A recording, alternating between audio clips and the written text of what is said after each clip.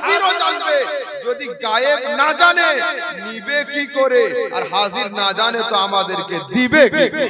বেশক, সুবহানাল্লাহ, সুবহানাল্লাহ। আর একটু ক্লিয়ার করে দিই, আগুন আর পানি। তার আগে একটা উদাহরণ, এক বাপের 3টে বাচ্চা,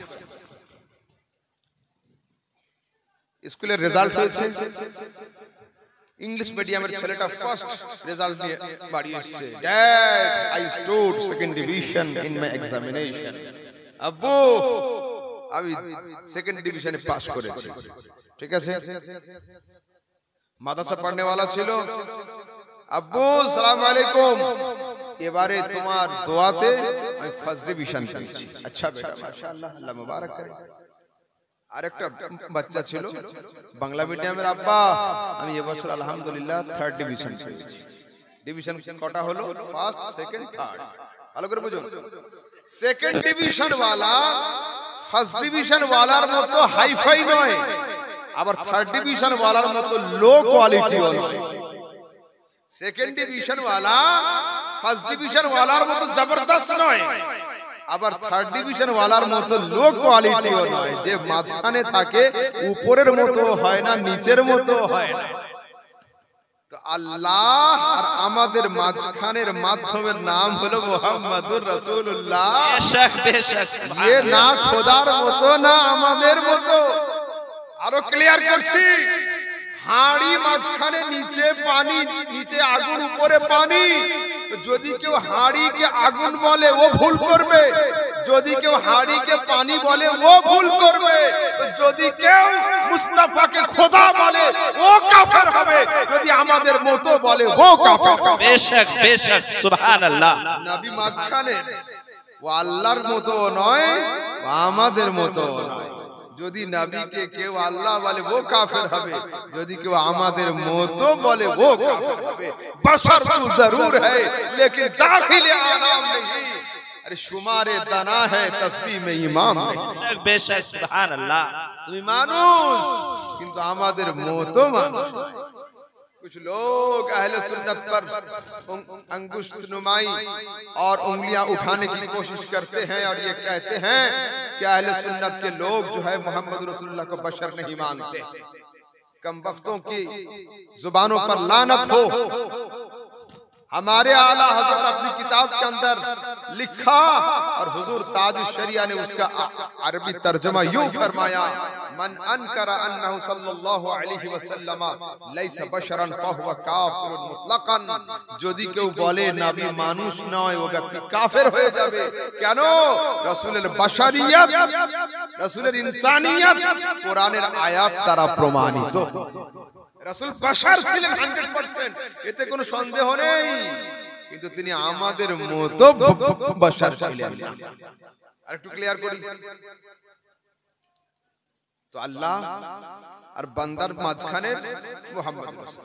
আচ্ছা, এই স্টেজে ওঠার সময় এখন আমি সিঁড়িতে পা রাখলাম না, তো যদি সিঁড়িতে পা রাখলাম, স্টেজ কি नाराज হলো যে हजरत आप मुझ पर सवार होने से पहले सीढ़ी पर क्यों पांव रखा?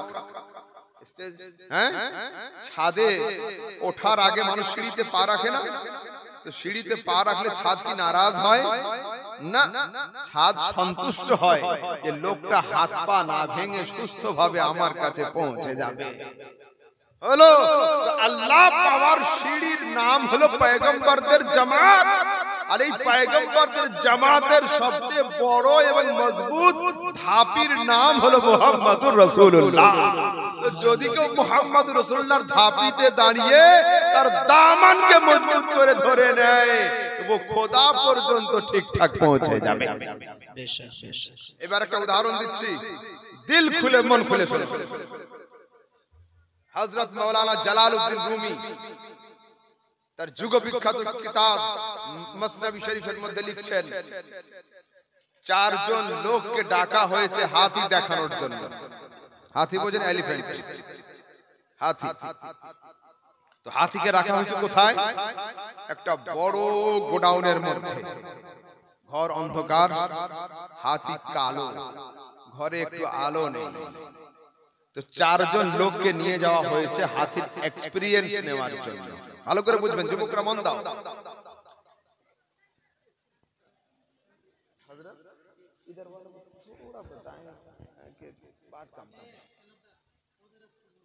একটু বুঝিয়ে দেন তো, যে আপনারা কথা কম বলবেন, না একটু বোঝার চেষ্টা করুন, একটু বুঝুন, একটু বুঝুন, একটু বুঝুন, ঠিক আছে? মন দেন, মন দেন, শোনেন। বাচ্চাদের প্রথম ইউনিভার্সিটির নাম হলো মায়ের কোল। মায়ের কোল হলো শিশুর প্রথম ইউনিভার্সিটি। মা যতই আনএডুকেটেড হোক না কেন, যত লেখাপড়া না জানুক না কেন, মায়ের কোল হলো বাচ্চার বিশ্ববিদ্যালয়। সেই জন্য আপনারা একটু মন দিয়ে শুনুন, বাড়িতে আপনাদের নসিহত করতে হবে বাচ্চাদেরকে। ভালো করে শুনুন। অন্ধকার ঘর, গোডাউন, ওর মধ্যে চারটে মানুষকে নিয়ে যাওয়া হচ্ছে হাতি দেখানোর জন্য। হলো ঘর অন্ধকার, হাতির রং কালো। একজনের হাত দেওয়ানো হলো হাতির কানের উপরে। ও হাতির কানের উপরে হাত দিয়ে বাইরে আসে। তারপরে ওকে জিজ্ঞাসা হলো, ভাই হাতি কেমন? তা হচ্ছে হাতি হলো তখতার মতো, লকড়ি কা তখতা, তখতার মতো। আরেকজন লোককে নিয়ে যাওয়া হলো, ওর হাত রাখানো হলো হাতির সুঁড়ের উপরে। সুঁড় বুঝেন তো? সুঁড়ের উপরে ও হাত দিল, ভাই হাতি কেমন? বাইরে এসে রিপোর্ট দিল হাতি গাছের ডালের, গাছের ডালের। আরেকজনকে নিয়ে যাওয়া হলো, ওর হাত রাখানো হলো হাতির পায়ের উপরে। ও হাতির পায়ে খুব হাত দিয়ে আসলো, ভাই হাতি কেমন? তা বলছে হাতি হলো গাছের গুড়ির মতো, মোটা গাছ। আরেকজনকে নিয়ে যাওয়া হলো লাস্ট এন্ড ফাইনাল, ওকে নিয়ে হাতির পেট আর পিঠের উপরে হাত দেওয়া হলো। বাইরে আনা হলো, ভাই হাতি কেমন? তা বলছে হাতে ধরা গেল না, পাহাড়ের মতো। প্রশ্ন হলো এই, চারজনের নিয়ত একটাই ছিল হাতি দেখা।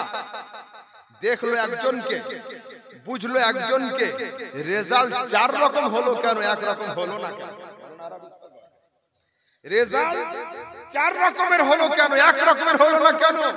চারজনের নিয়ত একই ছিল, চারজন একই ঘরে ঢুকেছিল, চারজন একই জন্তু দেখতে গেল, কিন্তু চারজনের রেজাল্ট চার রকম হলো কেন? মাওলানা জালালউদ্দিন রুমি বলছেন, ওই ঘরের মধ্যে যদি একটা 50 টাকা দামের সিএফএল বাল্ব জ্বলতো, তো চারজনের রেজাল্ট চার রকম নয়, এক রকম হয়ে যেত। সুবহানাল্লাহ। তো সারা দুনিয়ার মানুষ খোদা খোঁজার জন্য বেরিয়েছে। আমরা আল্লাহকে খুঁজবো। কেউ এক খোদায় বিশ্বাসী, কেউ দুই খোদায় বিশ্বাসী, কেউ তিন খোদায় বিশ্বাসী, আর কেউ বহু খোদায় বিশ্বাসী। তো চার রকম রেজাল্ট হলো কেন?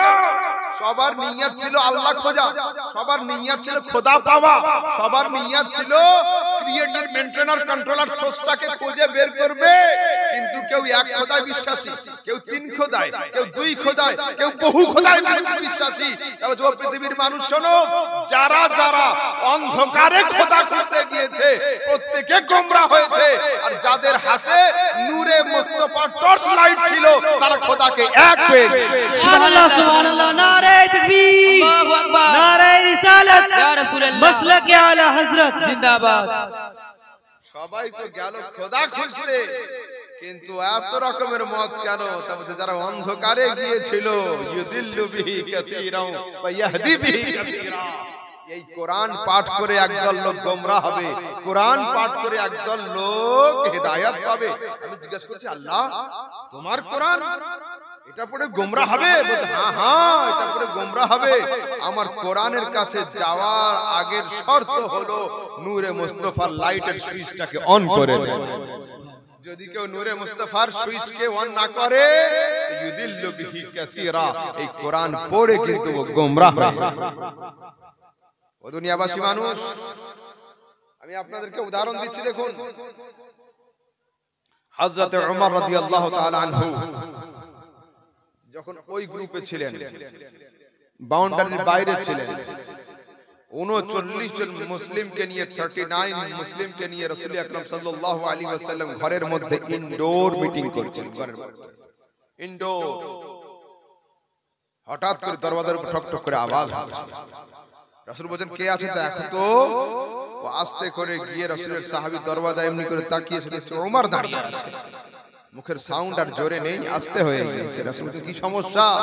বলছে ইয়া রাসূলুল্লাহ ওমর দাঁড়িয়ে আছে। রাসূল বলেন ওপেন দ্য ডোর, আরে দরওয়াজা খোলো না। বলছে ইয়া রাসূলুল্লাহ হাতে তলোয়ার নিয়ে দাঁড়িয়ে আছে। রাসূল বলছেন দরওয়াজা খুলে দাও। বলছে ইয়া রাসূলুল্লাহ তলোয়ার আজ খাপে নেই, খাপ থেকে বের করা রয়েছে। রাসূল বলছেন তোমরা বাড়ির দরওয়াজা খুলে দাও, উমারের অন্তরের দরওয়াজা আমি খুলে দেব। সুবহানাল্লাহ। বেশক তোমরা বাড়ির দরওয়াজা খোলো, উমারের অন্তরের দরওয়াজা, মনের দরওয়াজা, দিলের দরওয়াজা আমি খুলে দেব। সেই দিন যখন দরওয়াজা খোলা হলো, হযরত উমর মুস্তাফার নূরানী চেহারার দিকে তাকিয়ে উঁচু তলোয়ারকে নিচু করে পাঠ করেছিল আশহাদু আল্লা ইলাহা ইল্লাল্লাহ ওয়া আন্নাকা রাসূলুল্লাহ। আমি সাক্ষ্য দিচ্ছি আল্লাহ এক, আর হ্যাঁ হ্যাঁ হ্যাঁ হ্যাঁ তুমি হলে আল্লাহর রাসূল। সুবহানাল্লাহ। আমি সাক্ষ্য দিচ্ছি আল্লাহ এক, হ্যাঁ তুমি হলে আল্লাহর রাসূল। এ তো হলো রিওয়ায়াত, তারিখ, ইতিহাস, হাদিস। বাট আহমদ রাজা সামদানির পয়েন্ট অফ ভিউ হলো এটা। হযরত উমরের সম্পর্ক কাদের সঙ্গে ছিল? কাবা ঘরের চাবি যার কাছে থাকতো উমরের সম্পর্ক তার সঙ্গে ছিল। কাবা ঘরের সেক্রেটারি সভাপতি যারা ছিল উমরের সম্পর্ক তাদের সঙ্গে ছিল। কাবা ঘরকে উমর কন্ট্রোলে রেখেছিল। তো কাবাতুল্লাহর সঙ্গে সম্পর্ক রাখার কারণে উমর ওলিউল্লাহ হতে পারেনি। যেদিন হযরত উমর কাবা থেকে একটু সরে দামানে রাসূলুল্লাহতে হাত দিয়েছে, উমর ওলিউল্লাহ হয়ে গেছে। সুবহানাল্লাহ সুবহানাল্লাহ। বেশক কি বোঝালাম? জবরদখল করে যদি কেউ বর্তমান যুগে কাবাতুল্লাহকে কন্ট্রোল করে, কাবাতুল্লাহতে কবজা করে রাখে, তো কাবাতুল্লাহতে কবজা করার কারণে দুনিয়ার কোন লোক ওলিউল্লাহ হতে পারবে না যদি দামানে রাসূলুল্লাহ তার হাতে না থাকে। ঠিক আছে? যদি রাসূলের দামান না থাকে হবে না। আমি সাহাবাদের ঈমান দেখাচ্ছি আপনাদেরকে। বর্তমান সময়ে আমার সমাজের যুবকরা ইউটিউব, ফেসবুক আর গুগলের পিছনে পড়ে আহলে সুন্নাত থেকে চলে যাচ্ছে। আমাদের যুবকদের তিনটে পীর আছে, বড় বড় পীর। মাওলানা ইউটিউব, হযরত মাওলানা ফেসবুক, আর হযরত মুফতি গুগল। এই তিন হুজুর হচ্ছে বড় পণ্ডিত। এদের যা কিছু দরকার সঙ্গে সেলফোন খুলে ইউটিউব আর মোবাইল সার্চ করে। যুবকরা শোনো, তোমাদেরকে লিগ্যাল তাওহীদ কাকে বলে, লিগ্যাল রিসালাত কাকে বলে বোঝাচ্ছি আমি।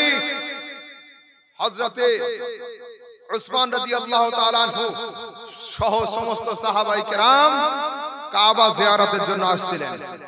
মক্কার কাফেররা কাবার অদূরে মাঠের মধ্যে আটকে দিয়েছেন, এবছর তোমাদের হজ করা হবে না। রাসূল আকরাম ওইখানে কাফেলাকে থামিয়ে দিয়ে হযরত উসমানকে পাঠিয়েছেন, উসমান দেখো তো কাফেররা কি বলতে চায়। তো হযরত উসমান রাদিয়াল্লাহু তাআলা আনহু গিয়েছেন, গিয়ে খবর শুনলেন এবছর কাবা তওয়াফ হবে না, মেনে নিয়েছেন, চলে আসছেন। যখন চলে আসছে কাফেররা বড় ক্রিটিক্যাল ছিল, তো ব্রেন ওয়াশ করার কাজ করতে এরা পিছন থেকে ডাকছে, উসমান তুমি তো বাড়ির ছেলে, তুমি যখন এসেছো কাবাটা তুমি তওয়াফ করে নাও, তোমার নবীকে এবছর তওয়াফ করতে দেব না। দেখছেন তো ওকে আপন করার প্ল্যান। সঙ্গে সঙ্গে হযরত উসমান নিজের দুটো হাতকে নিয়ে চোখে লাগিয়ে দিয়েছে, আরে ও কাবা আমি দেখবো না যে কাবাকে মুস্তাফা না দেখতে পায়। আমি কাবা পেয়েছি তো রাসূলের ওসিলাতে। আমাদের মুখ এক সময় হয়েছিল ফিলিস্তিনের বাইতুল মুকাদ্দাসের দিকে, কিন্তু নেভিগেশন চেঞ্জ করে স্টিয়ারিং কে ঘুরিয়ে প্রথম কিবলাকে বাদ দিয়ে